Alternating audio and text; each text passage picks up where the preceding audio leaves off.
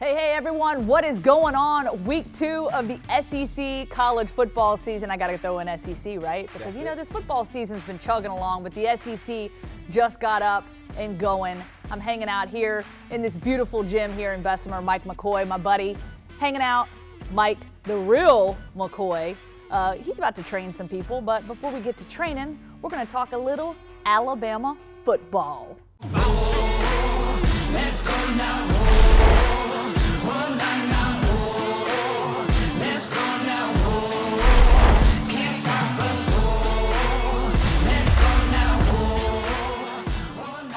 So here's the skinny.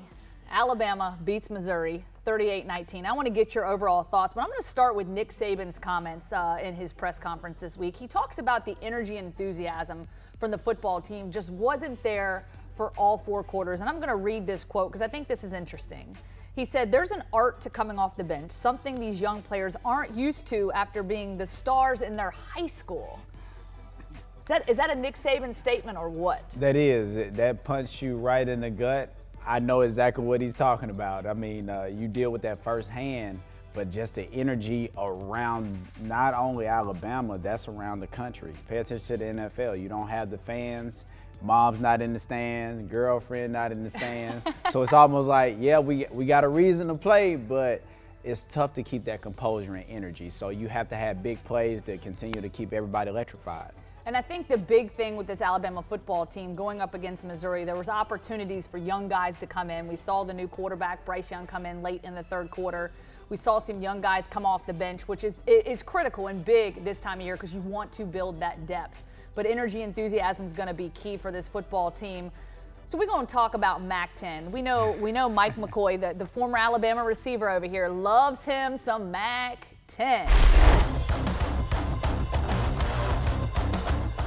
Take us through your thoughts as you saw what he was able to do last year in the 4 games that he started for Alabama. Right. But this year it is his team. This is all his. He gets named the starter. It is his to win and his to own. So what are your thoughts? Me personally, I'm a huge fan. You can see the swag coming through his pores now, how he's commanding an audience.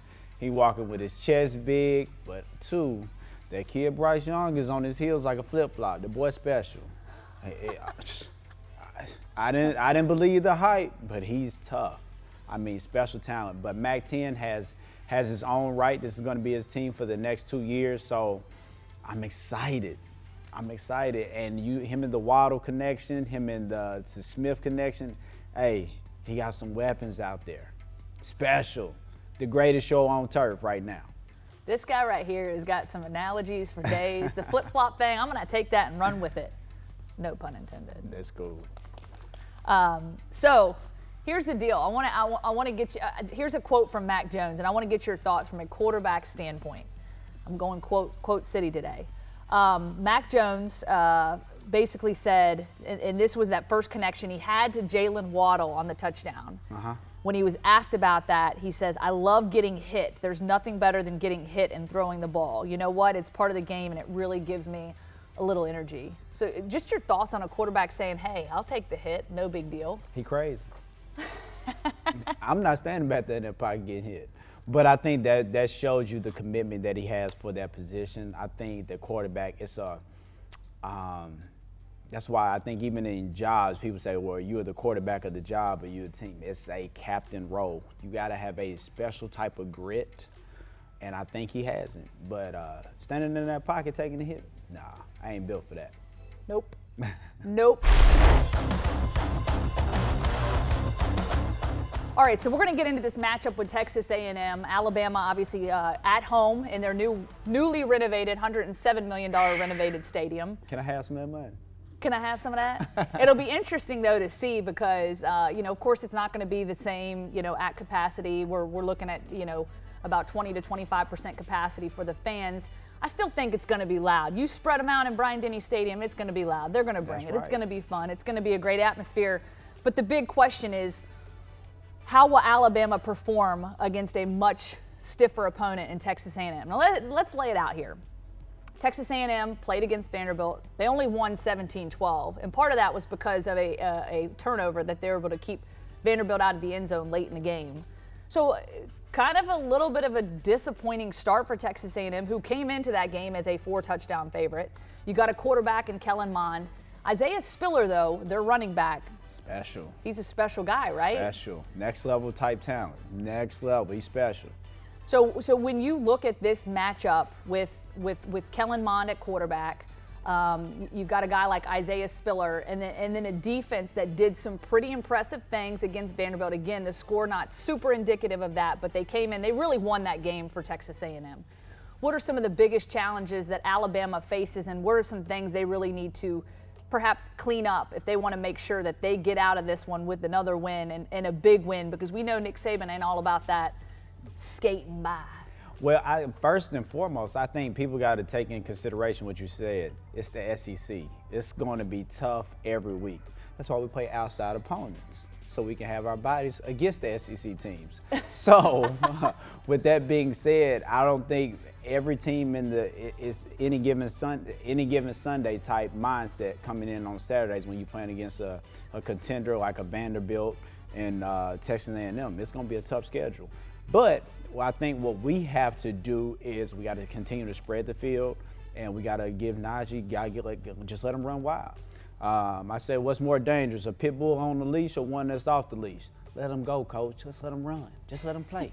Let him play, man. Let him play. Let him play. You heard that. So Texas A&M, I think the biggest thing for Alabama, Texas A&M with the weapons that they have, and behind Isaiah Spiller, obviously Kellen Mond. Look, look, we go back to what we talked about at the top of this, the energy that's coming off this first game. We saw it across the board. A lot of teams are having that struggle, and I think for everybody, all the time that was missed, obviously in spring ball, during the summer, heading into fall camp, it was a time for everyone to kind of kick off the rust and sort of figure out what their team is all about. So I do think that we're going to see a vast improvement from Texas A&M, right, and they're going to bring it. They're coming into Bryant-Denny Stadium. They're going to bring it. I feel confident in that, and I feel like that we're going to see, you know, a better performance from Kellen Mond. I see Isaiah Spiller can run the football, and I think that is going to be a key in this football game for Alabama to stop the run. Yeah, I think to stop the run is going to be, to say the least. I mean, they have a special running back, and they have a big offensive line as well, like to match what we have. But I think Dylan Moses, I think he's up for the task. The defense played very well this past week. D-line, they put a lot of pressure on the quarterback. But the thing is, they have a mobile quarterback. So that's kind of an issue. But I think Coach Saban is going to make sure he evaluates film. He's a mad scientist, so he's going to have an answer for everything they throw our way. So now that brings us to prediction. So we go on predictions, and I'm gonna let you go first. I think I let you go first last week. Yeah. You want to go first again? Yeah, sure. y'all let me down in the last fourth quarter. Now we were close, but I think we'll go 38-10. 38-10. Woo! I had to look down and make sure that our scores kind of lined up. I like to put it down on paper just to it registers a little better. Right. So I got you on the 38, but sorry, you're not gonna like this. I got Alabama winning 38, but I got Texas A&M scoring 24. 24? God. I don't see that happening. Come on, this Bama. Come on, we are the standard. It's guaranteed that I die legend. Yeah, son God, homie, I'm reverend. Preach, just protecting my investment. Ask about me, integrity's not a question. Straight up, all the way up.